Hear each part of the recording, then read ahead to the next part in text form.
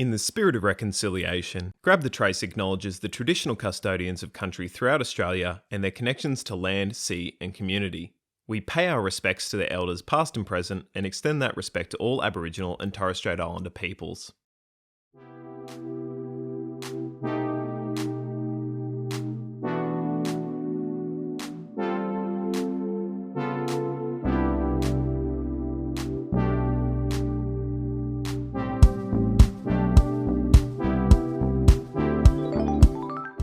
Welcome to the Grab the Trace podcast, a home design show to help you deliver your next project to its full potential. We're your hosts, Lachlan and Mikaela, and if you're looking for some tips and secrets for your next project, being it building a new home, renovating, or even just picking what we know furnishings would best suit your space, we have you covered. Whilst we'll try to help as much as possible, this podcast is of a general nature and won't be able to take into account your individual circumstance. If you need personalised advice, you should engage a relevant professional consultant to help make the best decisions for your situation. This week, we're talking about what we're referring to as the building blocks of home design. So stick around, pull up your plans, and let's grab the trace.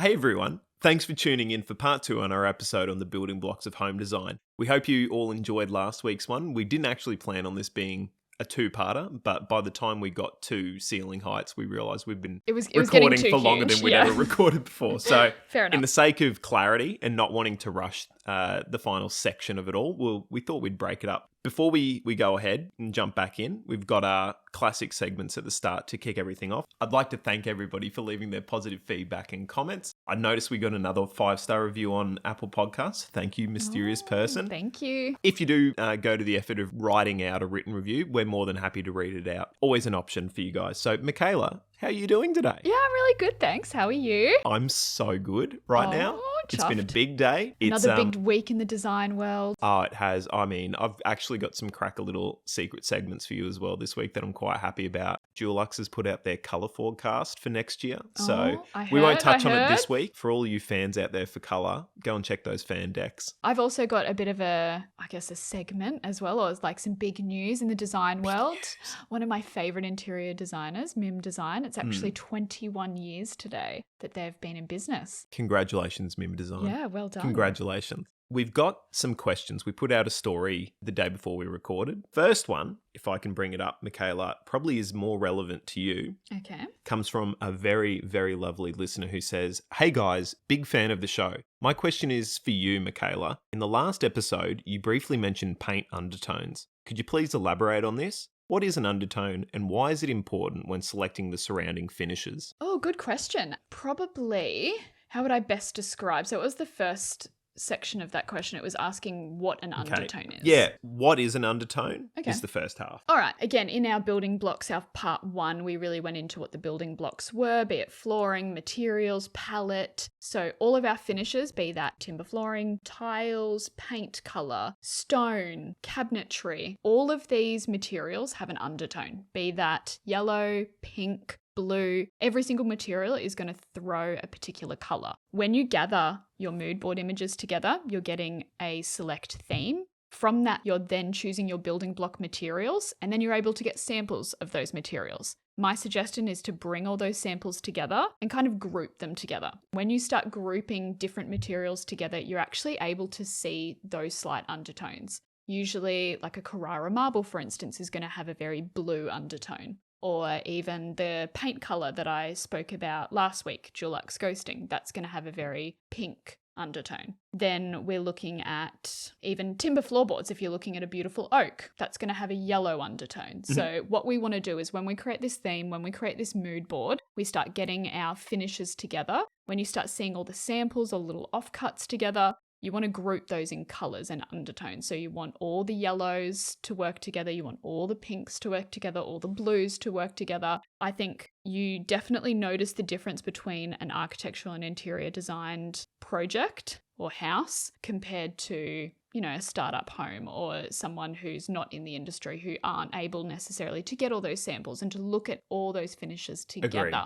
we'll always aim for collecting all these materials and selecting one undertone and making sure that throughout a project or throughout a space, we're just picking that one undertone and picking all of our finishes based on that undertone. Love that. Fantastic. Does that answer the I question? think that does. I think that's ticked off what the undertone is and then why it is important. So Okay, great. thank you very much for the question. Yeah, Very good one. That was a great one. Thank you. One that probably not many people, I mean, I even learned something then. I'm not even quite sure I understood what an undertone was. Fantastic. Thank you very much for that. Now, I've got a second question here. People went nuts this week. I mean, just the engagement's been fantastic. So let me just see if I can pull this bad boy up. Should houses lean more towards free expression or good impressions? Oh my gosh, that's a very deep question. We were just talking off mic about this. This is a very deep question. It is. It really is. Yeah. Okay, I think that can definitely be interpreted a lot of different ways. How I personally interpret that is, are you designing your house purely for you, or are you designing or creating your home based on what you think a popular choice is, or a well-received or easy choice? Agreed. More mainstream choice. Is that? I think that's what we're talking about. What's your preference? Because My I preference, definitely have a preference. I think one of the big themes that we're touching on is a theme for your house can be nice. Mm-hmm. And all nice houses or nice designs probably end up sharing quite a lot of similar traits. So it can be a little bit, if you walk into someone's house and you're like, oh, well, I saw that on The Block or I saw that on Instagram. Some things you just get right. The building blocks, if you get high ceilings right, it's not like someone's going to walk into your house and be, oh, you've got high ceilings. You must have done that because of The Block. No, it's just, you're not conforming to anything. It's just high ceilings are nice. At the same time, it's one of the biggest, if not the biggest investment in your life. So I don't think you can be blamed necessarily for thinking of resale value in the future or making decisions at the start that might not be a part of your everyday life, but a future user of the house. Oh, I don't want to be the devil's advocate or like sitting on the wall, or sitting on the fence, but I'm kind of in the middle. I'm all for, I feel like if you're spending all this money and all this time and all this energy on building this dream home, it's for you. It's for no one else. It should be your tastes, and this is for you. This is for right now. This is for your checklist, your wish list. As long as you're ticking your items, I am 100% all for making this your dream home and kind of bugger everyone else at the end of the day. But on the other side of the coin is, I'm not one for designing this, dream home of yours, designing it to be exactly how you want it to be. But that's not to say, if you want to paint your house fluoro orange, you paint that house fluoro orange. No. There's a line. There's a line. There's definitely a line. There's a line. Don't be that person in the street. You've always got the one person in the suburb that has the old car out the front, who never mows the lawn, who never looks after the gardens, hasn't painted the house. It's all just, and it just brings down the whole street. Don't be that person. But on the flip side, don't be the person with the bright fluoro orange house because that's what you like. You still have to be in keeping with the neighborhood, in the street. You still have to be considerate to your neighbors. You have to be considerate of future sales for other people, because how your house looks on the outside is going to reflect 100%. And have an effect on your neighbors. Yeah, we're all in this together. But I'm all for if you want a fluoro house on the inside, rock and roll. You're the only one. You do you. I would never recommend a fluoro orange house on the inside. Please don't. But the whole point is design your dream house for you, but just be considerate on street appeal. Love it. Is that kind of I think that's halfway in between? Yeah, I think sitting that's on the fence a bit little of a bit. fence sitter. Like, So it's guys. definitely firmly in the camp of bugger everyone else, but at the same time, within reason. Yes, Within reason. Within reason. Love it. Thank you very much for your questions, everyone. Really, really appreciate it. It's now time for a little bit of inspiration, Graham. Yay, my favourite. To change things up, Mikaela, I'm actually going to get you to go first this week. Oh, okay. All right. Bring it on. So my pick is, I did mention it at the start of the episode, but MIM Design. They have been one of my all-time favorite interior architecture practices. I'm absolutely in awe of every single project that they do, and every single one that comes out, they just bring something new to the table that I haven't seen before. So it's quite rare in the design world. There's kind of the saying that a design isn't new. Everyone's done it. Everyone's been there, done that, used the same materials, but they somehow bring a whole new palette, new idea to every project. So my pick of the week is obviously MIM Design, but in particular their BB residence. All right, so this BB residence, or this absolute stunning gem of a house, in particular, their kitchen design. Heart of the home, in the center, it is absolutely stunning. What I always think of in architectural or interior design based homes is a particular palette or materials used, and they've kind of flipped it for me. So I usually find timber flooring is kind of my precedence, what I always lean towards with my clients and my projects. However, they've done a beautiful stone flooring throughout, and then timber cabinetry. So they've got all that warmth in the cabinetry in the kitchen. They have chosen the most subtle and defined stone for this kitchen, and it's such a pared back minimalist palette, but it just works. It looks absolutely stunning. But in particular, how they've done this island design is, oh my gosh, it is absolutely monolithic, but understated. It's elegant. It has this gorgeous curve to the island fascia. It's just this huge block in the middle of the space. They've replicated that and used that design detail for like the range hood. They've done bench to ceiling height stone. They've got these pops of brushed brass, stunning pendant over the dining space. It is just absolutely beautiful. But then they've, instead of timber flooring, where obviously you get tone and texture and movement, they've actually got white timber lining boards on the ceiling and continued that throughout into the living space.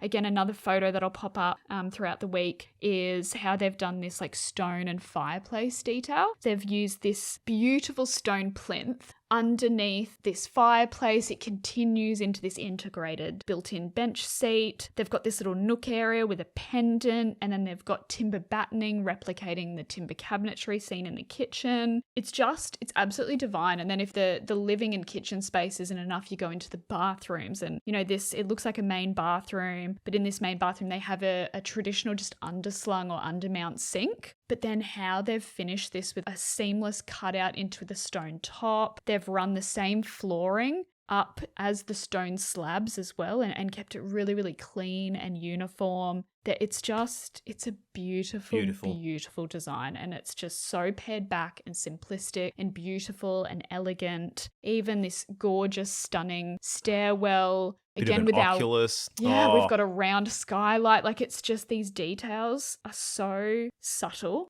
but just beautiful. Anyway, I will post all these photos up. You can like it, please, comment on it. Let me know what your kind of favorite feature is of this project as well. I have so many, so it'd be good to hear other people's thoughts on it. But yeah, that's my pick of the week. So what's yours? I can see it here. I'm going to pull it up. So I got a little bit distracted then because I was just pulling up some of the images, and I found out that mine is actually an Airbnb as well. So you can actually go and stay in it after you look at the images. So whereabouts? We're talking Rushcutters Bay in New South Wales. Stunning. So might have to wait until COVID. Until some of this COVID stuff settles down. Designed by Brad Schwartz. We're talking about a micro scale apartment, 24 meters squared, and it's a existing 1-bedroom apartment that was renovated. It is a masterclass in every single bit of floor space being used to its potential. It's got elements that we talked about last week, like hidden joinery doors that actually lead into the ensuite, where you'd think it's just a part of the kitchen. Oh, it looks like panel work, and then it just all completely disappears. Beautiful. It's got a sliding timber screen that separates the kind of bed from the main parts of the living space. So during the day, you can screen that off and no one can see your bed. And then at night, open that up, cover the kitchen up because you're not using it anymore. It's beautiful. Yeah, and it's all within the existing footprint. They demolished everything. So they went back to a blank canvas and then redesigned it from the ground up in terms of keeping the plumbing where the plumbing was in the existing. It's got beautiful windows from one side to the other. So much natural light. Just stunning. I'm just looking at the building from the outside. It's not a beauty. No, it betrays it. But it really does. But what they've done with recycling existing housing stock. So this is, I guess the reason I'm bringing this is if they can achieve this much in such a small space, if you've got a kitchen that you think is small, have a look at how Brad has approached this. And I don't know if it was just him or if there was a team on it. It's genius. So effectively used. And so it's something that we'll talk about probably next week when we get to our wet areas episode. This this is the minimum. Everything on top of this, you can just improve, or you can increase storage. You can get a bigger pantry. You can, instead of having just one dish drawer, you can go to 2 dish drawers. There's it's so beautiful. much inspiration to take from and how to do design well in a small space. If you have the luxury of, quadruple the size of that place, goodness. like imagine what you can achieve. Unreal. And as I was saying, actually on Airbnb for $140 a night. So go and treat yourselves if you're down in Sydney. Good Stunning. Good find, Lockie. All right, house hacks time. Are Here you we ready? go. I'll go first. Once again, this is the building blocks episode, so there's going to be a whole bunch of little tips and tricks we'll throw at you, but we'll just distill it down to what we're thinking at this stage. So, my tip for this week is a garage tip. It's maybe not as much of an issue if you've got a large block, but if you're on a smaller project home block where you don't have a lot of side access, if you can get a door from the back of your garage into, like, say, the side boundary or however it is, just put a door there so you can get straight through access. If you're going to Bunnings and you're buying a whole lot of potting mix, you don't have to try and carefully carry that through your kitchen and have the bag rip halfway and ruin all the grout on your tiles. It is such a small detail that if you actually design it in at the beginning, it's just a door, it's easy to get in, it's really hard to fit retrospectively. So that's a huge 100%. one. That is massive. To go even further, something I've noticed is a lot of the houses around where I live, they're putting pools in at the moment. And so they're having to try and crane the pools or the equipment over the top of the existing house, which is cost. Imagine if you've how got much money a bit you'd of save. width and you could put a second garage roller door, it doesn't need to be the same width, but even just a single roller door width for one car. If you can get drive-through access, that's going to save you a lot of money. Even the smallest things of just getting in your lawnmower. Yeah, just 100%. Even if it's stored in the back of the garage and you want to keep it out of sight, out of mind. You don't want to have it, a little garden shed in the corner. If you've got a small block and you want to utilize as much as possible, that's a great idea. It's beautiful. Love that. It's beautiful. What have we got this week? All right, my house hack. It's a pretty simple one actually this week, but sometimes I think everyone gets a bit overwhelmed when doing bathrooms because again, I feel like it's very similar to a kitchen design where everyone's like it's the heart of the home and they want to put so much money and energy and effort into it. They want to get it right. Bathrooms are quite similar. It's a big expense when you're looking at how many trades you actually need in a bathroom. Mistakes that are made are very expensive to change 100%. after the fact. So my tip is for any freestanding baths, so be that a back-to-wall freestanding, any bath that's separate from the shower, I highly, highly, highly recommend introducing a handheld shower piece. Oh. Yeah, so be that instead of just a mixer and a spout, or if you do this beautiful floor mount spout, you can kind of introduce it either way, whether that's wall mount or floor mount. So you can do the floor mount spouts with a handheld shower attached, or you can do a wall mount spout mixer and then do a little handheld shower on cord as well. So I find for probably 2 or 3 reasons that it's beneficial. 2 reasons? 2 reasons. Let's go with 2. Yeah. And if we get a third, it's a bonus. Yeah. Okay, great. For 2 reasons that it's just beneficial is 1, being able to wash dogs, wash pets. That's what I use mine for. It's so much easier than trying to do them in the shower, to do them in the laundry tub. Like, agreed. It's just so much easier. And having that handheld shower, it's like, boom, a built-in dog wash station right there for you. Second one, cleaning your freestanding bath and behind it and around it. So frustrating and so annoying. Dust collects everywhere. Being able to just spray bleach and be able to just be done with it. And just spray your bath down, clean it. So much easier. That's my second one. And probably third one is actually probably just bathing kids. I think like my nieces and nephews, when they come over, able to bath, able to use that hand shower, even just to like clean the bubbles away. My nieces in particular don't like water on their face, so being able to wash their hair in the bath, way easier. I think it's bit more graceful than the The pitcher of dunk. water. Yeah, the like kind of plastic Tupperware like pitcher that gets tipped over your head. Every house has one. my You don't goodness. need one now. Fantastic. So that's my pick. That's it, guys. Are you ready to jump back in? Yeah, This is I'm it. so ready. I was so into this episode. We have so many good things coming. We already gave away so many little hacks and tips and hints as well last episode. So yeah, I'm really keen to just finalize this list and Let's get it done. Let's get into it. Let's get back into it. So this is our building block recap from last episode. If you haven't listened to the full thing yet, go and jump in there or else this might be a little bit confusing. What are the building blocks of a new build or reno?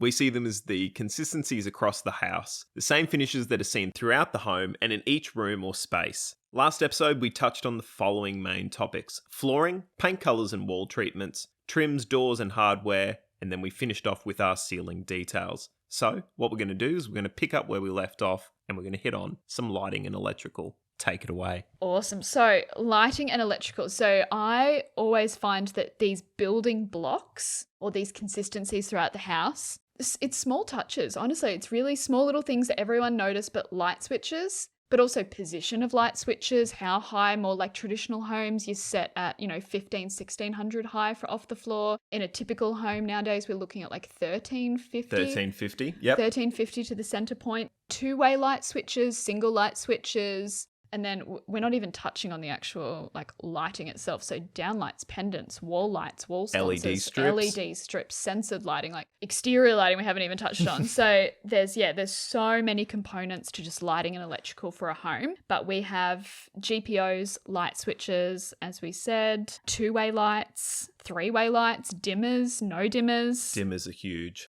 They just change a whole space.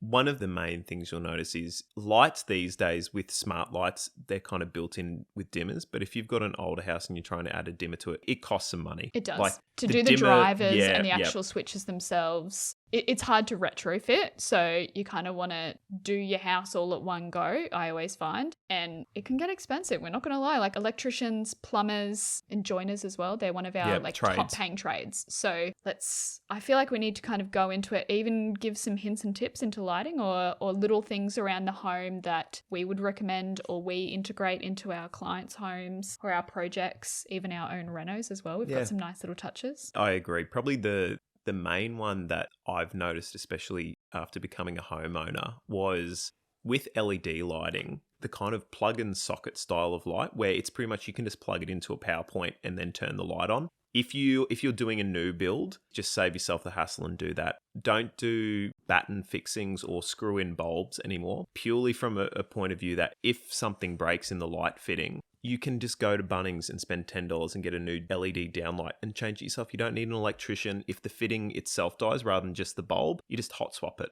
It's and just so much easier. Are we even going to touch on like LED versus halogen? Goodness. No, just LEDs from now on, guys. Yep. I mean, the only time you might not use an LED is like a heat lamp in a bathroom. Yeah. If you need just that little bit of extra intensity. But from even just an ongoing cost point of view, just LEDs. Just LEDs. All the way. It's worth the better investment. Color accuracy. You can get smart ones now, so you can tell Google to turn things off and on. It's fantastic. You can get coloured lights if you're so inclined. Yep. Not that I am. Do you have any little tips? Oh, I've got a few little tips. Dimmers. Dimmers are a big one. I know we touched on it, but it really does change the way you use a space. So my biggest ones are bedrooms, love dimmer switches. Yep.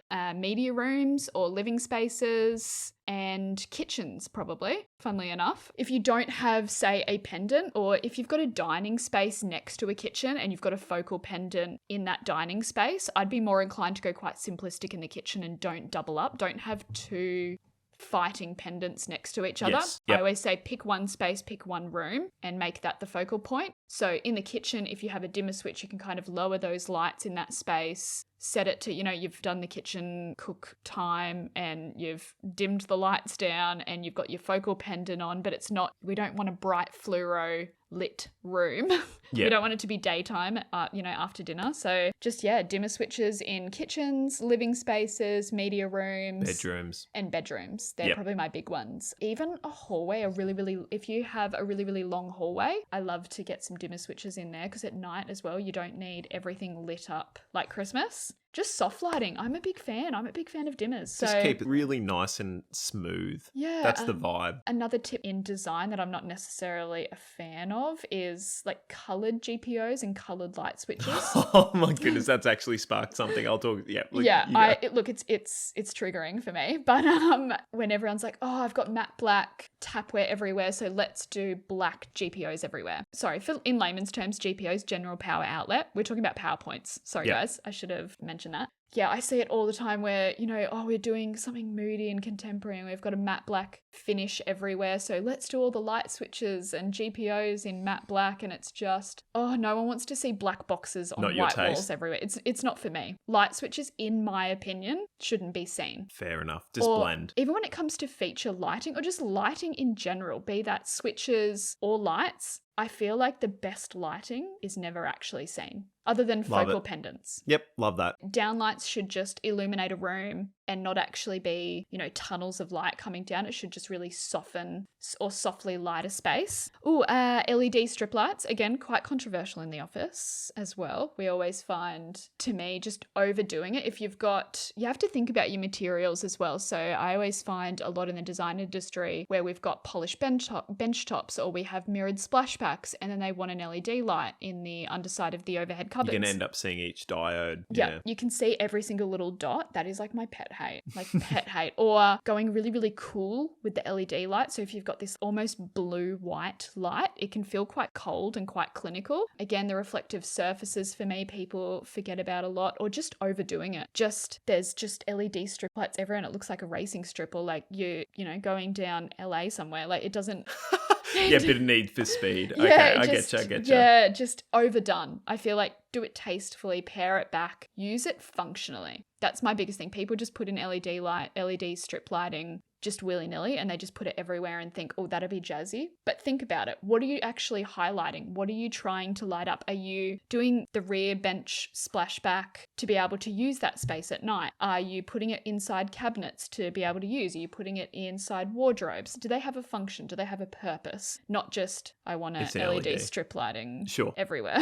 Something you mentioned in terms of cool temperature on the colors, like I think we should maybe just touch quickly on that. touch on that in terms of when you've got what we would call a white light, just a normal light, rather than it being a specific colored, you'll get a K rating or a K level on it. So the lower the number, the more warm that color gets. So from memory, 4,000 K. 4,000 K is your neutral lighting. Yep. Do you have, as an architect, it's always interesting because I feel like interior designers and architects do have varying ideas or wishes in lighting. Personally, from an interior design perspective, this might just be my personal preference, I actually prefer a warm base lighting than cool based. I always find it just softens interiors. It makes it feel a lot more inviting, a lot warmer, obviously. Where cool lighting, I always feel like it feels a bit commercial to me. Yeah. That's what I do in commercial spaces or offices or public spaces. I'm going to need you to jump off the fence you're on earlier because I'm jumping straight on the 4,000. I'm like right in the middle. You're just neutral. I just want it to be neutral. What's the point in kind of probably the situation you see it the most with is artwork? Oh, yeah. Unless that artwork has been painted to be viewed in a specific temperature of light, just go neutral. I probably do lean a little bit more towards the warmer side, I guess, if I had to pick a side. There we go. We got him. Yeah, it's now time to move on to something that I'm quite excited about. Here we go. Architectural component. It's window and glazing time, guys. So glazing including like your external doors.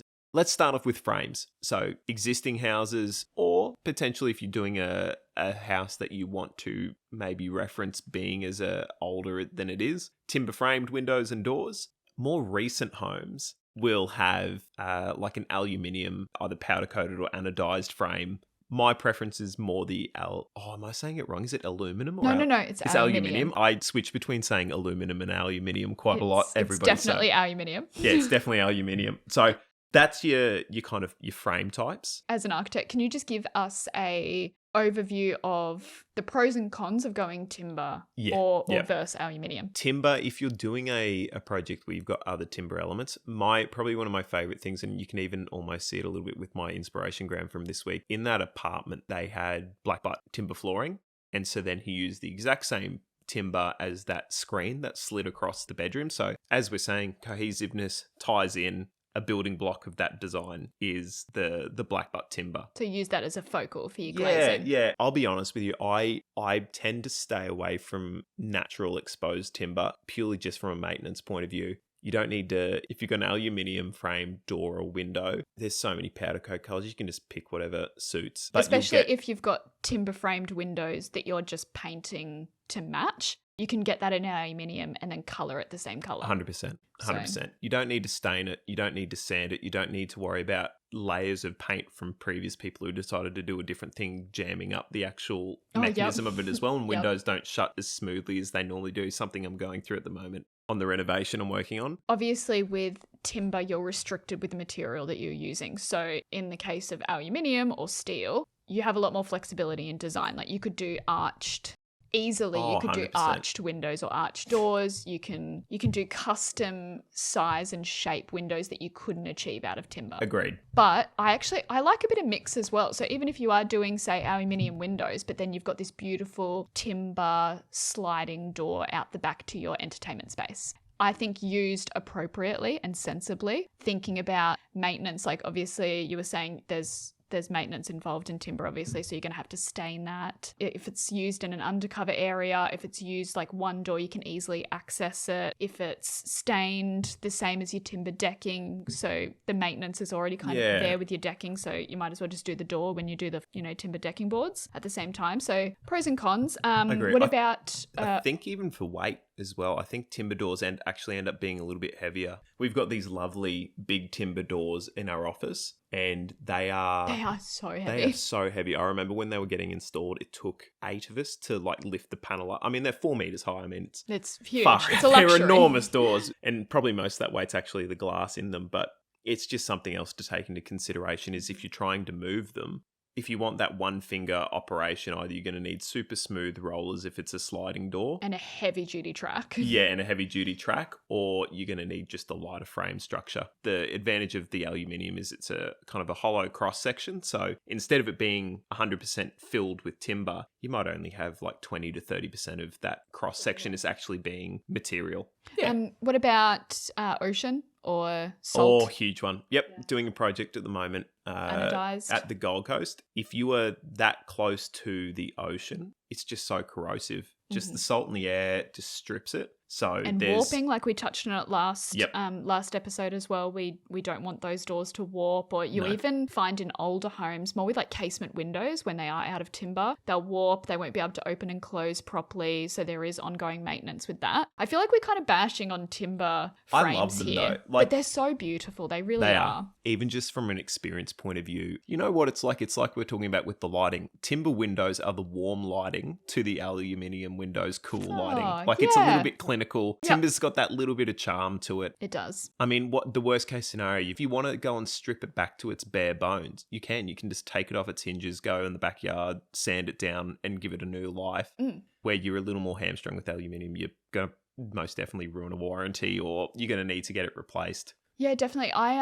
What I always say to my clients and in project basis when it comes to materials, I don't like to be, perfect or pristine with my materials. I love them to age, and that's kind of the joy that comes with natural materials in terms of, I'm not too hesitant if there's a scratch in my timber flooring. It's timber. It's going to age. It's going to wear and tear. You're going to have this authentic movement to timber. Yeah. Same with stone. It's going to chip. It might stain. Like, I'm not saying... It'll upset you. Yeah. But it's a part of the life of it. Even that, it doesn't upset me. Like, don't get me wrong. I'm not going to be happy if I have a huge, red wine stain in the middle of my white marble bench top. I'm not saying that. But if there's chips and marks, and to me, that's just... a part of business. That's part of the beauty of a natural material. So windows. Same thing with timber windows or door frames is I love when that's exposed and they don't even paint it and they stain it. And you could do, a beautiful white oak windows and doors. I've seen them done absolutely stunningly. But then you could match that like we went on with our previous episode. I spoke about the white oak doors. You don't have to paint internal doors. You could have beautiful timber door frames going in and out of every space, and then, that cohesively matches the external windows and door frames. Like that could be your building block. That could be what you keep saving your images of, is this architectural component. That might be your niche. That might be your thing that you love with your project. And to you, it's worth that maintenance. Agreed. Going on from that, I think we'll just quickly breeze through the different types. Yeah, so openings. With your doors, external hinge doors, talked about that last week. We've got sliding doors. big fan of those, whether they're the sliding stacker ones or you can even get the ones that part in the middle. Yep. Those are great. Center opening. Bifold, you can do the same thing. You can either have them stack all from one side or stacked from the center or offset. Oh, I'm going to be controversial here. Are you a Oh, external no, sliding or an external bifold fan? There is a right answer here, by the way, guys. Oh, I know what the answer is as well, and I'm just trying to dance around it. It's sliding. It's not bifold because Tell me why. the main issues, and I was just about to touch on this with the next one, especially in Queensland where you want these doors and windows to be open all year round to get those breezes in. We have a lot of bugs in Queensland. Pests, or even just Mosquitoes. people, even the people variety. If you want to keep them out, dogs, pets. You've got to screen it somehow. So whether you're using a fly screen, using a security screen, which is tight knitted, I guess. And it's made out of stainless. Yeah. So you're getting that security. A bifold door is quite difficult to secure. You would be doing that through almost like a pull across. Like you can do that for a fly screen. It doesn't really work for a security screen. So like it's in its own separate section of the frame. Yeah. So it's two independent kind of doors. Just need to factor that in. So that's going to thicken up the track. Thicken up the track, potentially a little bit less internal space or external space. Just something to keep in mind. Also with just on that, with bifold doors, where are they stacking to? They have to be, once they're obviously opened and they stack back, you need a provision or you need a space outside to stack those doors. Again, that's maintenance. That's a space that always gets kind of dirty. It's always going to get, leaves and debris kind of built up behind it and around it. I guess as well, having a thicker track and a transition from inside to outside can also be a bit disruptive and take up a lot more space than originally thought. With a sliding door, you don't have those issues. Agreed. In terms of windows, we'll follow a similar vein here. So, but the main ones that I deal with is your classic sliding window. Yep. So whether that's just a sliding window that's 2 panes, one's fixed, one slides behind it. You've got the ability to do a 3-pane one where the middle pane is fixed and the 2 on the end slide. Then you've got casement, seen on your more traditional Queenslander style or your more traditional character homes where they kind of hinge out from the side, almost like a mini door. Yep. Pretty much that's the best way to describe it, I guess. Yeah, that's perfect. Top hung or awning windows, which the same thing, but instead of being hinged from the side, they're hinged from the top. And you can either have those with little push out levers or you can have them on a winder that you can everyone push knows out. the little winder. Love the winder. Love it. You're doing the sound effects this week. That's good. That was Lockie. I don't know what you're talking about. And then the next 3, so you can have single hung windows, fixed pane of glass, and then top sliding. So instead of moving side to side, it moves up and down. You can have double hung, which is both of those panes move. I'm not a huge fan of those. I'm not a fan of those. A little bit difficult to operate, especially if they're big windows in terms of being able to reach up the top or trying to put it in without getting fingerprints on. And then you have, I'm getting a little bit excited, you have what I call the king of windows. Here we go. Louvers. Boom. They are expensive, I know. Generally how they'll screen them is they'll either build out the window on the outside or the inside, and then you'll either have your security screen externally or internally to the window. Most amount of ventilation. If you've got a fall risk, say you're putting louvers on a full height louver on the second story, the glass can be stronger or they can introduce rails to stop it being a fall issue. Or you just have your security screen because that can provide the I do love louvers rating. as well, in the sense that I always think of window design of worst case, best case scenario. So if, again, we live in Queensland, so it's quite tropical, we get a lot of heavy rain. Agreed. Sideways, horizontal rain. So I always find louvers to be the best at keeping ventilation open, great for privacy, but then also amazing for when it storms. You can have a window open and the inside of your house, your carpet's not going to get wet. Rain can't come in because you can direct those louvers. Yeah, they're like a whole series of tiny little top hung windows is probably the way I'd describe it. It's just a whole bunch of little ones. Top hung windows are awesome for if you do live in an area where you don't, say, have eaves on your roof and you might want to leave your window open when it's raining. To go on further from the king of windows, I want to just touch on a little, and I'll put up a photo, but my favorite window that I'm obsessed with doing at the moment is a variation on louver on, say, one of the sides, and then a fixed pane, almost like a picture window. And then if you've got the space and the budget, another louver on the other side. So that way you can get as much ventilation as you need in, but then you've got that nice big picture window in the middle. With no mullions. Oh my goodness, it's beautiful. I'm working on a couple of projects at the moment where I'm putting them in, and I've worked on projects in the past where they're in and they're built and they're just fantastic. I love them to death. I'm going to literally pick your brain here. Being an architect, this is an absolute blessing. So we've gone through window styles, and I just wanted to touch on privacy for windows Yep, and how we yep. do achieve that. So you kind of mentioned screening, but we've got like sun hoods, or how we can kind of introduce sun hoods for obviously sun protection, but also for privacy. What type of window style do we choose for wet areas or bathrooms? And you've got, this beautiful big picture window in your bathroom, but you don't want to be a nudie Rudy. Yeah. How can we kind of treat that without doing window furnishings internally? And what's kind of the different styles of frosted or privacy glass? Yeah, so obscured glass is where you would have instead of it being a clear flat panel of glass, it's actually got a bit of texture to it. And the point of that texture is to diffuse the light as it's coming in, to kind of almost scramble it a little bit. So in some situations, depending what actual finish you go with for that, you can still kind of see like the silhouette. It does have to do with like how close you are to the window as 100%. well. So if you're right up against that window, it's pitch black and you've got the bathroom light on inside, you get right up to that window, you're going to have a lot less privacy. But if you step back, say half a meter or a meter, you actually can't see anything. All you can see is like shadowed of colors. Yeah, it's just like a really cool shadow puppet. Yeah, it's definitely probably my preference to frosted glass. So do you want to explain what frosted glass is? Sorry. Yeah. So frosted glass is, how would I describe this? It's a flat pane of glass? It's not textured? A flat pane. And if you're frosting something retroactively, you can just apply a film. Like a film? A film to it. You can integrate the frosting into it. That's almost like a painted back glass situation. Mm-hmm. But my issues with it is you do get maybe a little bit more privacy than obscuring in some regards, because color doesn't go through that. It's just the flat image. But I tend to find that it really does kind of amp up that shadow puppet effect where you can really see the silhouettes of the people in there clearly. The other issue that I find with it is it can be quite glary as well, especially in full sun. It's during the day, that can get pretty brutal. Very glary. Yeah, that's just something to keep in mind. I guess the show's preference is obscured. And if you're looking for a particular type of obscuring, I would look into I think it's called a satin light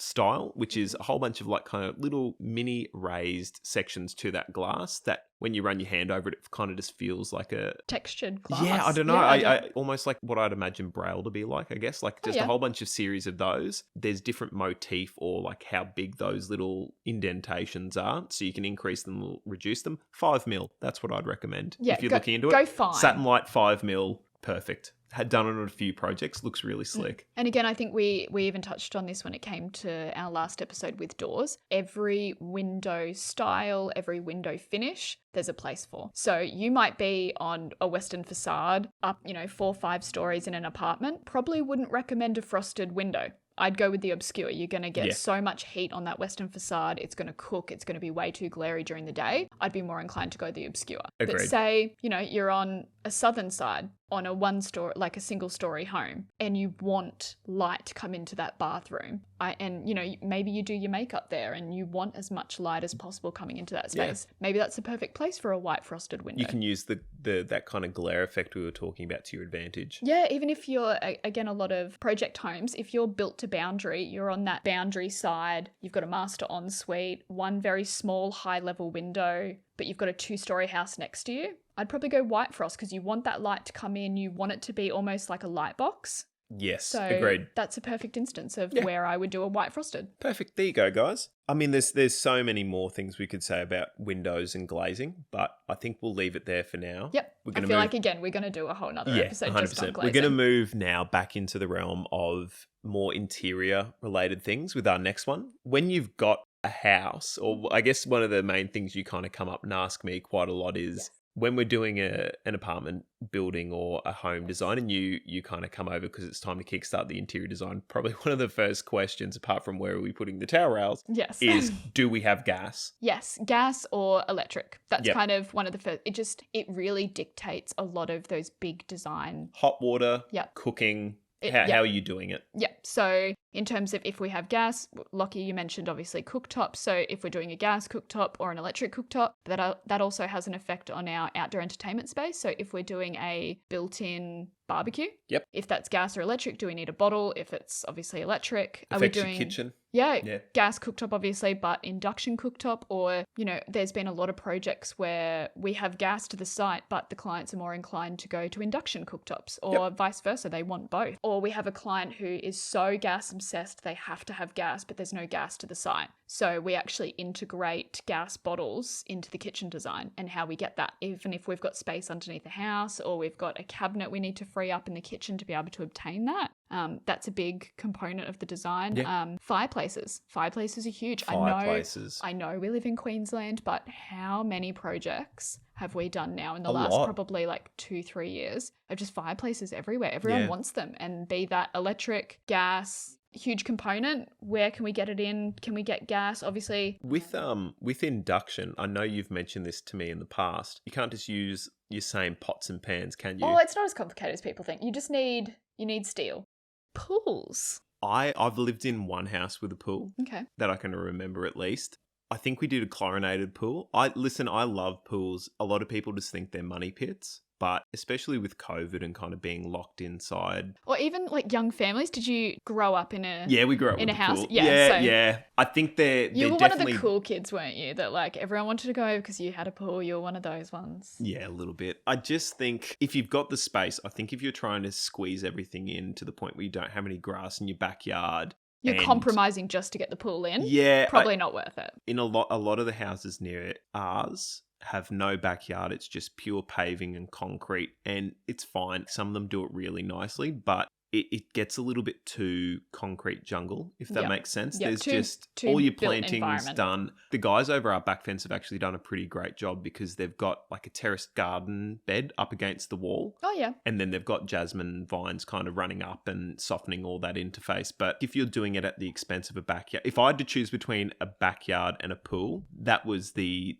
decision to make. I think I'd just choose a backyard. Yeah, I'm a bit more inclined. Again, I grew up in New South Wales, freezing cold. A pool might get used, 3 months out of every year. So a little bit different, obviously, in Brisbane. I feel like you would use it a lot more. When you're using it 9-10 months of the year, kind of justified. But again, you need the space to justify it. If you've still got a backyard and a pool, great. But I wouldn't compromise my backyard for a pool. No, not at all. But in terms of different types of pools, obviously you touched on, you had a chlorine pool, a typical chlorine pool, salt pool. They're kind of big these days. Above ground versus in ground. So again, that just comes to design or style, availability. Maybe potentially you've already built all of your house and you want to retrofit a pool. It's a lot easier to do an above ground and kind of build that in instead of digging in, getting huge machinery. You did mention like a huge, massive crane had to go in, but maybe that's cheaper than getting, machinery in and digging a huge, huge hole. The next one, and this is interesting because I'm on one side and you're on the other. I am. Single versus double story homes. Yeah, here we go. Coming from the small project home point of view,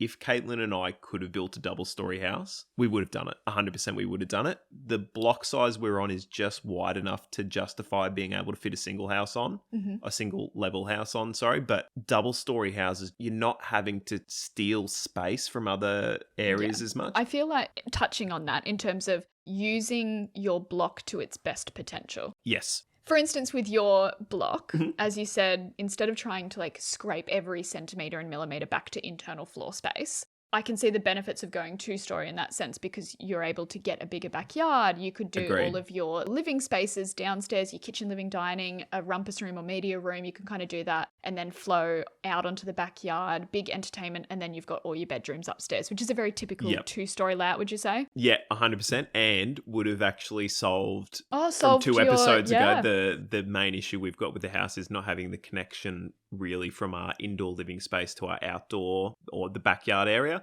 where a lot of those kind of homes, having that connection built in because you've got all your bedrooms on that level above and you squeeze an extra living room up there so you can have the parents can have a living room and you've got the other living room separated, which is something I'll touch on in the future.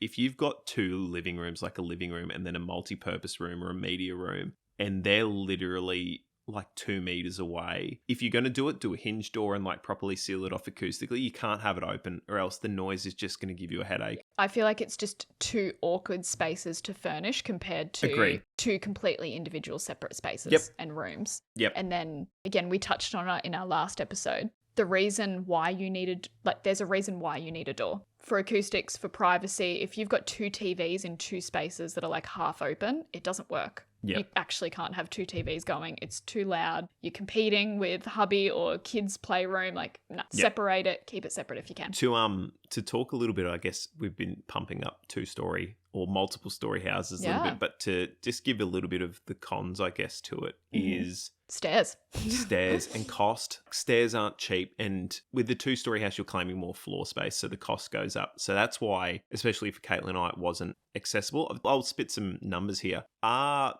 total build costs by the time we'd finished everything, I think we were originally given a contract price of $180,000. And then that excludes your site costs and all these other bits and pieces. Didn't come with a driveway, didn't come with this and that. So by the time we were done, it was about $240,000 to have a house fully That's turnkey, a big ready to jump go. from 180 to It like, is. oh yeah, It terms and is. conditions. It is. To give context, if we did the same style of house but in a 2-story format, it's about $400,000. It's about an Whoa. extra $150,000. Wow, to really? go up. Yep. Okay, look, very different to the Reno game. 100%. I can't believe that price increase. That's Yeah. crazy. But obviously the pros and cons of that. You're doubling your floor space. Doubling floor space. The air conditioning or the mechanical ventilation's now more complicated. So you're having to cool more. Your stairs are like, I don't know, say 15 to 20 grand. Yeah, minimum, to do depending that on with all how your you fit them out. structure. More floor spaces. You're having to run more plumbing.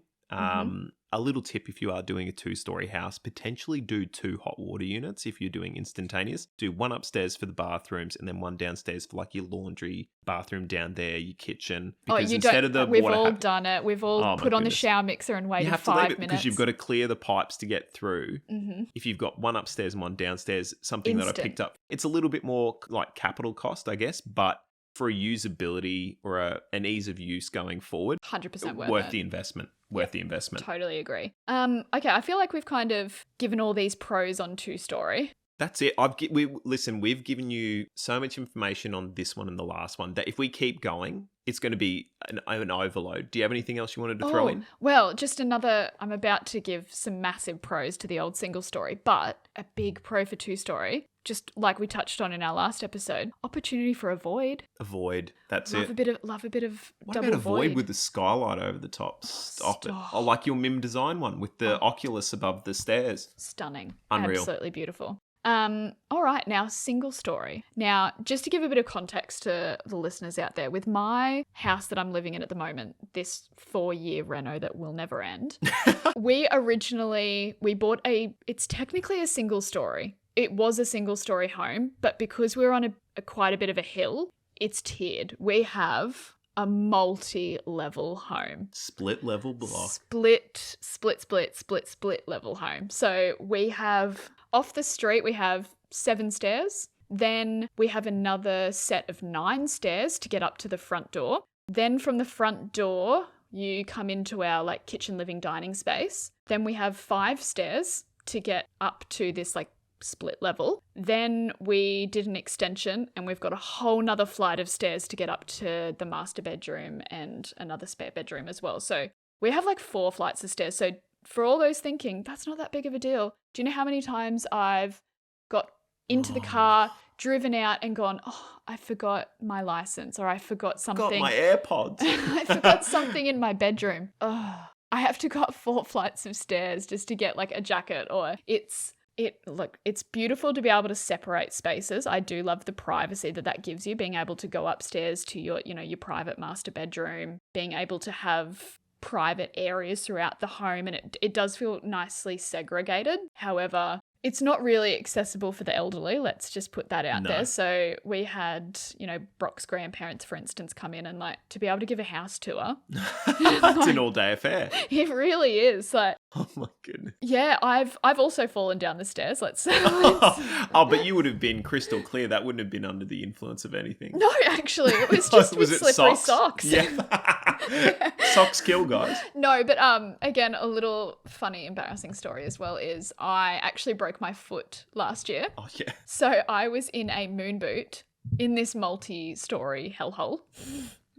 And it just wasn't fun. It was not fun being able to, I couldn't even just go down to the kitchen to make a coffee because I had crutches and a moon boot. And yeah, it was just little Would have heard things you coming that you... from a mile away. Oh, yeah, look, 2-story, it has its pros. Multi-story. Listen, we've given you so many tips and bits of information on this one, going on from building from where we started with mood boards in terms of finding things you like. Mm-hmm. Now you've got some information now about those mood board images, about what decisions you're going to have to make. Do you want gas? Do you want this type of window? It keeps coming back to the checklist. And I'm all for, if you have a 400 square block in a very built up suburban area. That's me. I'm all for 2-story. Utilize that block, utilize your backyard space. You know, you don't want built to boundary everywhere just to make sure your floor plan works and you get your checklist items. If you need to go 2-story to achieve that, I'm all here for it. Yep. But if you're on, 2 acres of land and nice big farmhouse. Yeah, beautiful. Single story, do separate wings to get that privacy. I'm all here for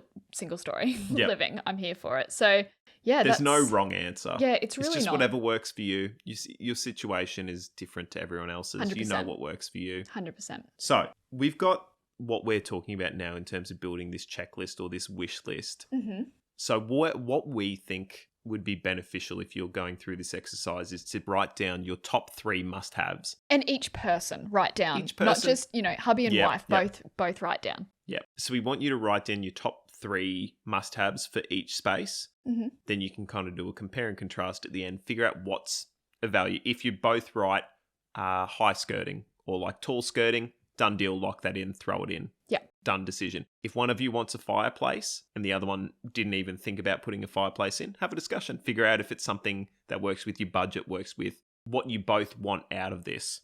So yeah, I guess that's the thing. So once you've done this, you almost need to treat it like a shopping list. So you put all this together and get a rough idea of what the cost is. Or Can even you afford it? Before cost, I would what's the high priority? You've got how many spaces and you're writing 3 kind of priorities for that space. It could be as simple as a high skirting. That's not really going to change your budget or affect your budget too much. It's more, do you want a 2-story house and your partner wants a single So that's story? a great point, yeah. Like that's a huge priority Probably one list. of the first ones to start with, actually, is figuring out how much space you're going to have. Exactly. So from your checklist or your needs, then I would try and prioritize your wish list. And then from there, we're going to see how that affects our budget. And in terms of where your priority sits. So, one person really, really wants a double void and to get that in, and that's a high priority. And then, your partner or significant other, whoever's going in your house with you, and they really want a 2-way fireplace. Integrate, if that's both your number 1 priorities and you both really, really want those items and you can't live without it, it's on the absolute top of the wish list, you're going to have to find a way to get that budget to work with those 2 checklist items. Yeah. And then, it's all about giving and taking. So if that's your number 1 priority, maybe we can sacrifice the lower items on your checklist. Yeah. Or is it something where maybe the upfront capital cost of that fireplace isn't achievable now?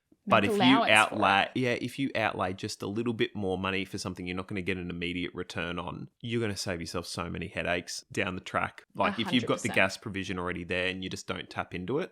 Yeah, just get your builder to run that gas line into that wall and you can use it at a later point. It's always there. Same thing with, I always find a lot of our clients do like the outdoor entertainment space or landscaping. It kind of gets put to the last. Yeah, it's always the very last thing is when you finish the house and you're like, oh, I'm already over budget and I haven't put any turf or any plants in, and we have no garden beds. We're on a dirt patch. But make allowances for it then. No, okay, well I'm gonna have our outdoor entertainment space in this area. Just put a gas line there for the barbecue. You can... Power provision, water points, yeah. It's all there. You don't need to fork it out all in the get-go. Like, this is definitely coming from someone who's, 4 years into a renovation and we're still not completed. So you don't have to have the dream home exactly how you want it on day one. Yep. this can evolve. And again, it's going to evolve with your taste. It's going to evolve with your checklist. Your wishes are going to change as well. You might start living in a house and be like, oh, you know what? I don't actually use that space that I fought so hard for. And, maybe I can use that as,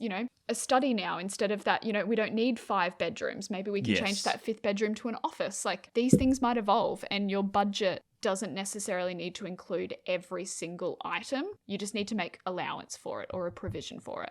Yeah, no, I agree with that. Guys, I guess that's it for this week. We've managed to cap off Building blocks. I mean, we'll save this. Maybe what we'll do is we'll record this separately. We might just put it up on our Instagram. But I do have something for you, Mikaela, that I wanted to do as just like a little fun. This isn't on the show notes. No, it's not at all. I found a little online quiz from PGH Bricks, which is a bit of a design. What style are you? Oh, okay. Quiz. Oh. So I think we might record that as like a little bit of separate content. Oh, this will be fun for the people on the gram. Just so that way we don't have to clog this episode up any longer than it is. So that way, 100%. I think we do that.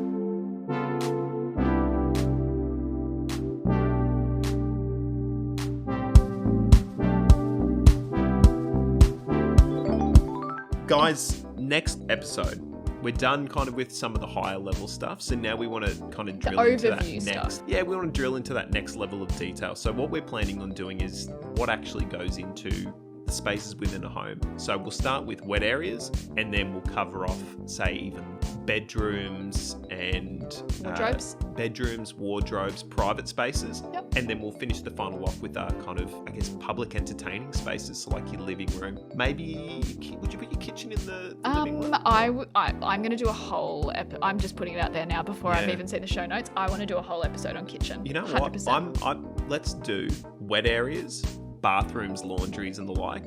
We'll do an episode on private areas, so bedrooms and wardrobes. We'll do another episode on entertaining spaces, so your living room, maybe like some outdoor entertaining spaces. Dining room, MPRs, 100%. offices. And then we're going to have a masterclass on kitchens. Oh. We'll just, because I think Mikaela's right. If we try and include kitchens in the living entertaining space one, that's going to end up being a 4-parter. So we might as well just 100%. Do it justice, do it right from the start. So, everyone, I hope you enjoyed this episode as much as we did. Feel free to send through any questions you have to us on our Instagram at Grab the Trace. What you're listening to right now is some music that we had Robbie help us out with. So, big thanks to Robbie. Robbie Hellberg, full name. Yep. Architect, music guy, fantastic. So this is his jam that he's put together for us. So if you can take a moment to rate, review, subscribe and share, it would be immensely helpful to us. And Mikaela, thank you very much for your time this week. Oh, it's been a pleasure. Thank you so much. This was really fun. I loved this episode. Love it. All right. We'll see you guys. See you guys next time.